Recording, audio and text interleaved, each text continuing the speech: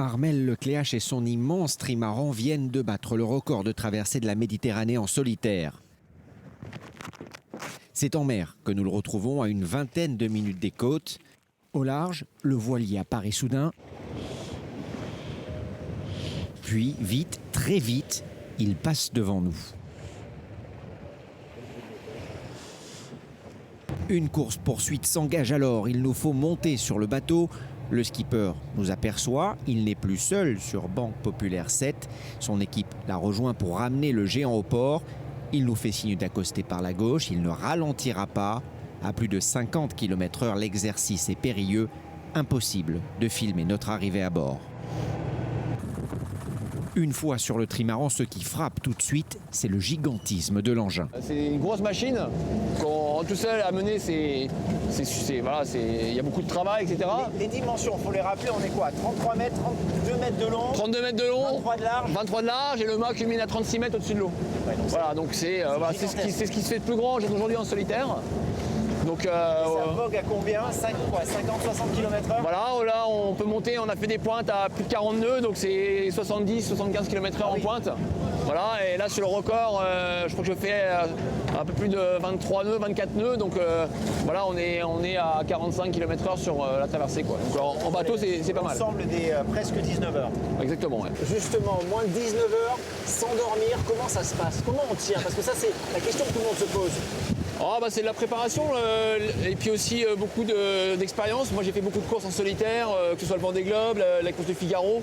Donc je me connais bien au niveau du sommeil. J'avais bien accumulé avant de partir des bonnes heures de sommeil, des bonnes nuits, bien en forme aussi physiquement. Et donc voilà, après on tient avec le stress, avec la motivation.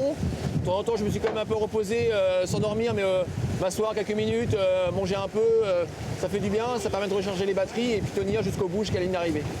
Une ligne d'arrivée franchie en 18 heures, 58 minutes et 13 secondes. 6h40 de moins que le précédent record signé Thomas Coville l'année dernière. Une performance extraordinaire.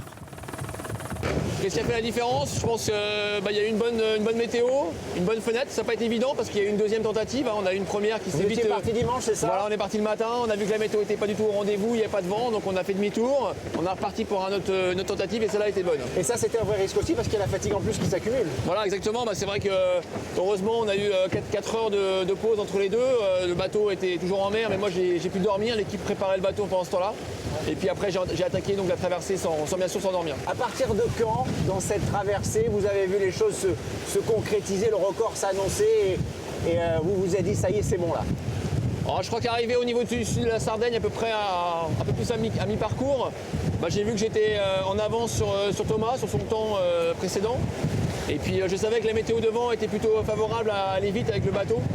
Donc voilà, je me suis dit là c'est bien parti. Je savais que lui il avait une fin de parcours assez difficile, assez lente. Donc voilà, je savais que c'était que du bonus pour finir. Alors vous, en plus, ça a été l'inverse, parce qu'il y a eu beaucoup de vent à l'arrivée. Il y avait aussi beaucoup de monde dans les eaux tunisiennes. Vous avez dû ralentir. Est-ce que ça veut dire qu'on peut encore faire mieux que ces presque 19 heures? Les records sont faits pour être battus, donc bien sûr on peut toujours faire mieux. Il y a toujours moyen d'améliorer ces records, et tant mieux. Mais c'est vrai que là, il y a une belle marge de progression. C'est vrai que l'année prochaine notamment, je vais tenter d'autres records qui seront plus difficiles à battre peut-être, comme le record de l'Atlantique qui a été rebattu cette année par Francis Joyon. Donc voilà, on verra, pour l'année prochaine, ce sera une autre étape. En attendant, il faut rentrer au port. L'équipage prépare le bateau. On a fait la grande voile, ce qu'on appelle affaler, donc la faire tomber. Donc voilà, l'équipe a quasiment fini. Maintenant, il va falloir qu'on démonte juste les 2 dernières lattes pour pouvoir bien la ranger dans son sac là, pour éviter qu'elle prenne le vent. Parce que les annonces du vent fort demain, en fait, qui arrive ici sur zone du vent d'Est, ça va se renforcer dans la nuit. Sur un record comme celui-là, le plus gros risque, le plus gros danger, c'est quoi pour un navigateur?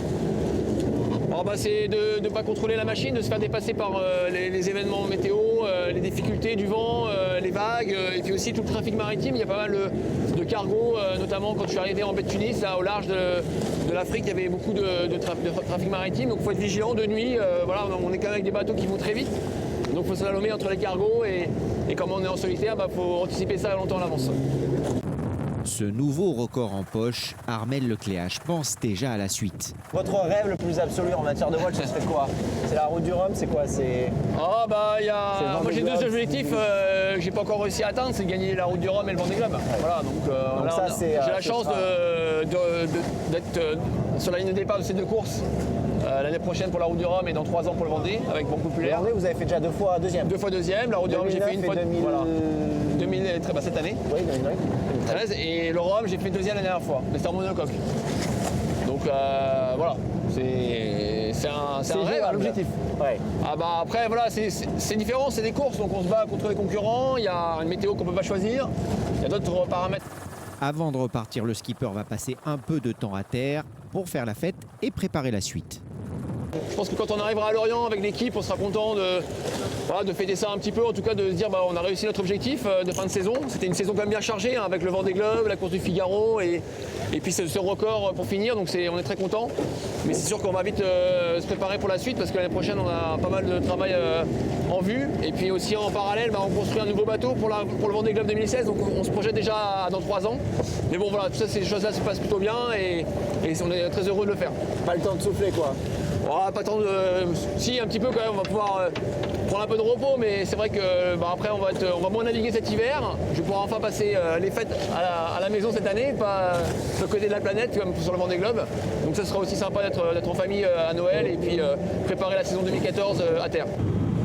À terre, justement, c'est là que nous accompagnons Armel Lecléache, l'occasion pour le skipper d'admirer d'autres monstres des mers. Ça c'est autre chose hein.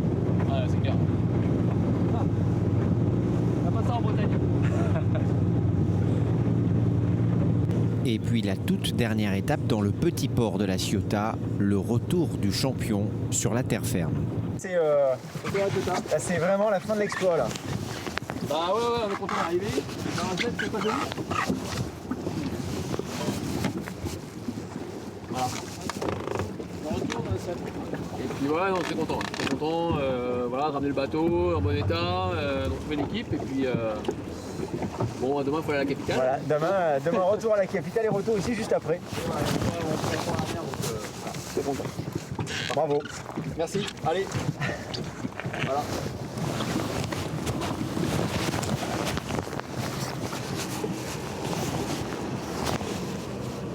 Bon, merci les gars, ciao.